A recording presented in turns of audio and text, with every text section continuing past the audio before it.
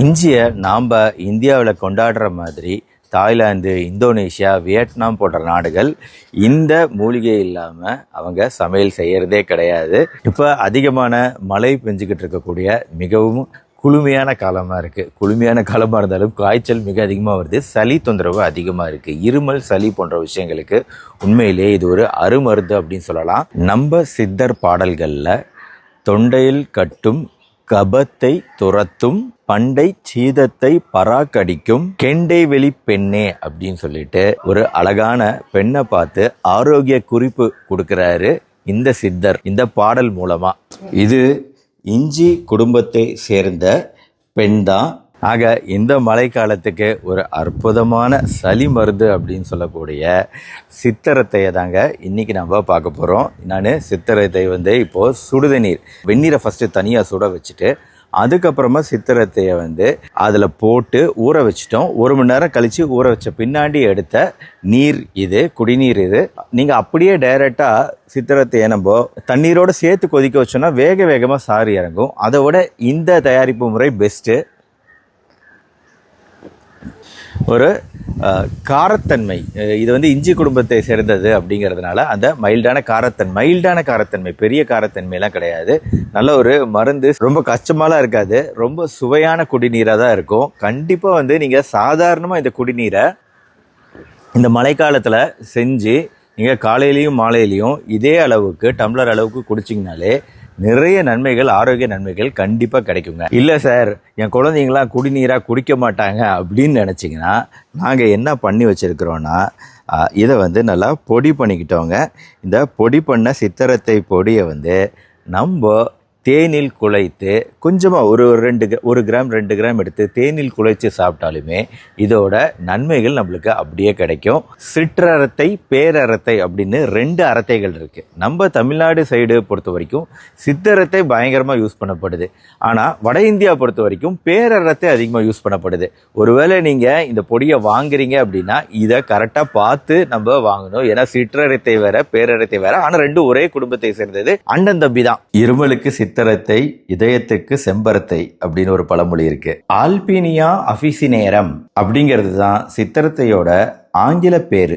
ஆல்பீனியா கலங்கா அப்படின்னு சொல்லக்கூடிய இது பேரரத்தை. இதுதான் பேரரத்தை செடி. பேரரத்தை இப்படி இருக்கும், ஆல்பீனியா கலங்கா. இப்போ நம்ம இந்த சித்திரத்தையோட மருத்துவ பலன்களுக்கு வருவோங்க. நோயை சிதைக்கும் மூலிகையான இந்த சித்திரத்தை வெறும் சளி, இருமலுக்கு உண்டானது கிடையாதுங்க.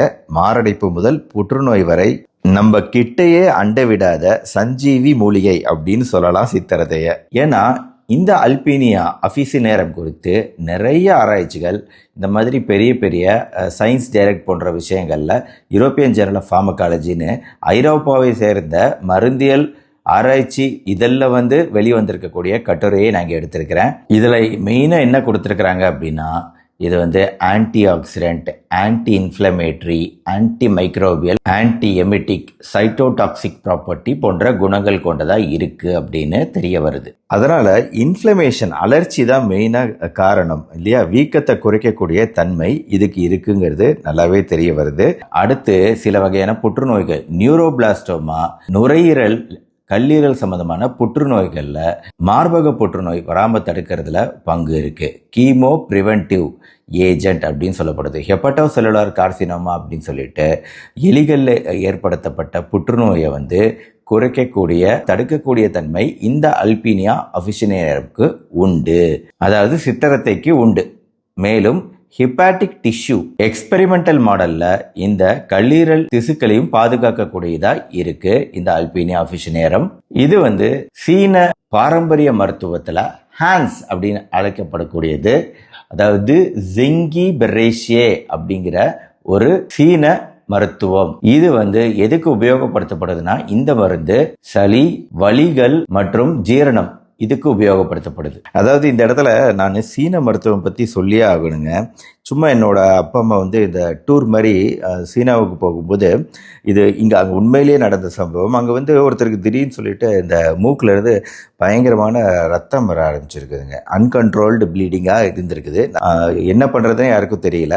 அந்த நேரத்தில் சீனாவில் வந்து உங்களுக்கு தெரியுமா தெரியாதான்னு தெரில, அலோபதிக் மருத்துவ முறையை பயன்படுத்தக்கூடிய மருத்துவமனைகளை விட சீன பாரம்பரிய பயன்படுத்தக்கூடிய மருத்துவமனைகள் தான் சீனாவில் அதிகம். சீனாவில் அதுதான் ஃபேமஸ். அந்த மாதிரி சீன பாரம்பரிய மருத்துவத்தை ஃபாலோ பண்ணக்கூடிய ஒரு மருத்துவமனைக்கு போயிருக்கிறாங்க. அங்கே போய் அவர் உள்ளே போகும்போது அவ்வளோ சிக்காக ரொம்ப கஷ்டமாக இருந்திருக்கிறாரு. ப்ரெஷர்லாம் அதிகரிச்சதுனாலேயே என்னவோ தெரியல, ஒரு மாதிரி ரொம்ப சிக்காக உள்ளே போயிருக்காரு. வெளியே வரும்போது ஃப்ரெஷ்ஷாக வராரு. ஒரு 10 நிமிஷத்தில் அவங்க ஃபுல்லாக வந்து அந்த ப்ளீடிங், அந்த ரத்தம் அப்படிங்கிறது டோட்டலாக கட்டுப்படுத்தப்பட்டிருக்கு. ஒன்றும் ஆகாது போங்க அப்படின்னு சொல்லி அவங்க ஒரு மருந்தை கொடுத்து அனுப்பிச்சிருக்கிறாங்க. கேட்கறதுக்கு ஆச்சரியமா இருந்துச்சு. இது என்னோட அம்மா தான் சொன்னாங்க. அங்கே உள்ள போனாங்க, என்ன கொடுத்தாங்கன்னு தெரியல, அப்படியே பயங்கர ஃப்ரெஷ்ஷாக அவர் வெளியே வராரு அப்படின்னு சொல்லிட்டு. அதனால நம்ம மருத்துவம் மட்டும் கிடையாதுங்க, சீன மருத்துவம் வேற லெவல்ல பயங்கரமா அட்வான்ஸ் ஆயிருக்கு. அவங்க பாரம்பரிய மருத்துவத்தை பயங்கரமான லெவலுக்கு கொண்டு போயிருக்கிறாங்க. நாம தான் இன்னும் பின்தங்கி இருக்கிறோம் அப்படின்னு நினைக்கிறேன் நான். சரிங்க, அடுத்து இந்த அல்பினி ஆபீஸ் நேரம் வந்து நைட்ரிக் ஆக்சைடு ப்ரொடக்ஷனை அதிகப்படுத்தக்கூடியதா இருக்கு. அதாவது ரத்த குழாய்கள் விரிவடையுங்க. இந்த நைட்ரிக் ஆக்சைடு அதிகமா ப்ரொடியூஸ் ஆச்சுன்னா, ரத்த குழாய்கள் விரிவடைஞ்சுச்சுன்னா ரத்த அழுத்தம் குறையும். ரத்த அழுத்தம் குறையுது அப்படின்னா ஆட்டோமேட்டிக்காக மாரடைப்பு போன்ற பெரிய பெரிய பிரச்சனைகள், பக்கவாதம் போன்ற பிரச்சனைகள்லாம் வராமல் தடுக்கும் இல்லையா. ஓவரால் நான் என்ன சொல்றேன்னா, நம்மளோட ஜீரண மண்டலத்துக்கு நல்லது, சளி இருமல் தொந்தரவுகளை குறைக்குது, இதயத்துக்கு நல்லது, ரத்த அழுத்தம் குறையுது, புற்றுநோய்கள் வராமல் தடுக்குது அப்படிங்கிற 4 விஷயங்களை நம்ம ஞாபகம் வச்சுக்குவோம். இந்த சித்திரத்தை மூலமா நம்மளுக்கு கிடைக்கக்கூடிய நன்மைகள். மேலும் இந்த சித்திரத்தை வந்து நான் அப்படியே கடிச்சு மென்னுக்கிட்டு இருந்தேன். ஒரு லைட்டாக அதிமதுரம் அளவுக்கு இனிப்பு இல்லைனாலும் இது வித்தியாசமான ஒரு சுவைங்க. டிப்பிக்கலாக ஒரு இனிப்பும் துவர்ப்பும் கலந்த ஒரு வித்தியாசமான சுவை. நீங்கள் இதை சுவைச்சு பார்த்தா தான் சித்திரத்தையோட சுவை என்னன்னு தெரியும். அது எதனால் இதை சொல்கிறேன்னா, நம்ம வந்து பெருசாக பொடி பண்ணி சாப்பிடணுங்கிற அவசியம் இல்லை, தண்ணீரில் ஊற வச்சு குடிக்கணுங்கிற அவசியம் இல்லை. அப்படியே எடுத்து கடித்து சாப்பிடுவதன் மூலமாக, இந்த சாரை மென்று முழுங்குவதன் மூலமாக கூட உங்களுக்கு இருமல் தொடர்ந்து குத்தி வந்துக்கிட்டே இருக்குது அப்படின்னு நினைக்கிறவங்களுக்கு கூட இது இருமலுக்கு கேட்கும். சிம்பிளாக இதை அப்படியே கடித்து லைட்டாக கொஞ்ச நேரம் கடிச்சிருக்கிறது அப்படிங்கிறது மட்டுமே போதும். மேலும் சித்திரத்தை வந்து இந்த மாதிரி தண்ணீரில் ஊற வச்சிடுறதுங்க. அப்புறம் காலையில் வந்து பல் துளைக்கிய பின், நம்ம எப்பவும் பேஸ்ட் போட்டு பல்லு ப்ரஷ் பண்ணா தான் வந்து நம்மளுக்கு வந்து ஃபுல்லாக ஃப்ரெஷ்ஷான ஒரு ஃபீலிங்கே கிடைக்கும். எப்பவுமே அதை தடுக்கவே முடியாது இல்லையா. அதனால் அட்லீஸ்ட் ப்ரஷ் பண்ணி முடித்த பின்னாடி இந்த தண்ணீர் இருக்குது பார்த்தீங்களா, இந்த தண்ணீர்னால வாய் கொப்பளிக்கிறது அப்படிங்கிறது நல்லதுங்க. ஒரு 10 நிமிஷம் இது வச்சு வாய் கொப்பளிக்கலாம். இல்லைனா வந்து தேங்காய் எண்ணெய் இருக்குது பார்த்தீங்களா, இந்த தேங்காய் எண்ணெயை உபயோகப்படுத்தி நம்ம நல்லா ஒரு 10 நிமிஷம் ஆயில் புல்லிங் தான், தேங்காய் எண்ணெய் யூஸ் பண்ணி இந்த ஆயில் புல்லிங்கிற வகையில் நல்லா கொப்பளித்து அதை நம்ம துப்பினோம் அப்படின்னா அதுவுமே நம்ம பற்களுக்கு, ஈறுகளுக்கு நல்லது. பற்கள் ஈறுகளுக்கு இடையிலலாம் படியக்கூடிய அந்த கரைகளை வந்து நீக்கக்கூடிய தன்மைங்கிறது நம்மளுக்கு இந்த தேங்காய் எண்ணெய் ஆயில் புல்லிங் மூலமாக கிடைக்கலாம். இல்லைனா இந்த மாதிரி விஷயங்கள் வாய் கொப்பளிக்கிறது மூலமாக கிடைக்கலாம். இல்லைனா வந்து கிராம்புத்தூள் 1 பங்கு, வெந்தயத்தூள் 2 பங்கு அப்படிங்கிற அளவில் ரெண்டையும் சேர்த்து மிக்ஸ் பண்ணி அதை வந்து நம்ம ப்ரஷ்ல வந்து லைட்டாக தொட்டு நீங்கள் ப்ரஷ் பண்ணி பாருங்களேன். கிராம்புக்கே உண்டான அலர்ச்சியை குறைக்கும் பண்பு மட்டும் இல்லாம அந்த கரைகள் நீங்கக்கூடிய வாய்ப்பும் உருவாகுது. இதெல்லாம் வந்து ஒரு வீட்டு வைத்திய முறைகள், சும்மா ட்ரை பண்ணி பாருங்க. ஆனா ட்ரை பண்றதுனால எந்த சைடு எஃபெக்டும் வரப்போறதில்ல. பல் கரைக்கு நான் கொடுக்கக்கூடிய சிறந்த 3 டிப்ஸா இதை எடுத்துக்கங்க. இதோட ஏகப்பட்ட விஷயங்கள் இணையத்துல கொட்டி கிடக்கலாம், யூடியூப்ல கொட்டி கிடக்கலாம். பட் நான் இதுல இருந்து செலக்ட் பண்ணி எடுத்த 3 விஷயங்கள்னு சொல்லலாம் இதை.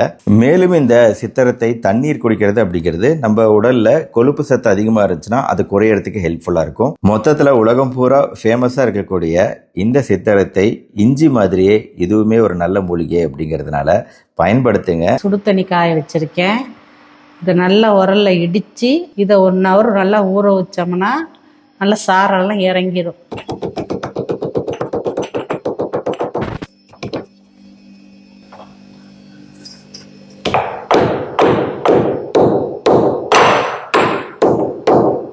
இந்த அளவு இடிச்சாவே போதும் நம்மளுக்கு. இப்போ கொதிக்க வச்சிருக்கேன் நான் சுடுதண்ணியில் இந்த இதை எடுத்து நான் போடுறேன். 1 மணி நேரம் ஆயிடுச்சு. இந்த சாறு பாருங்க.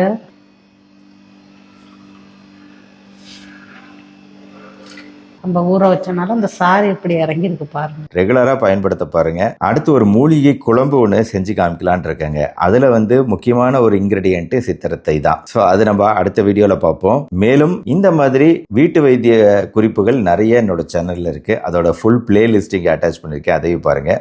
இந்த வீடியோ உங்களுக்கு பிடிச்சிருச்சுன்னா லைக் பண்ணி உங்கள் ஃப்ரெண்ட்ஸ் அண்ட் ரிலேட்டிவ்ஸ் எல்லாருக்குமே ஷேர் பண்ணுங்கள். மறுபடியும் நாளைக்கு இன்னொரு இன்ட்ரெஸ்டிங்கான மருத்துவ வீடியோவோட உங்களை மீட் பண்ணுறேன். நன்றி, வணக்கம்.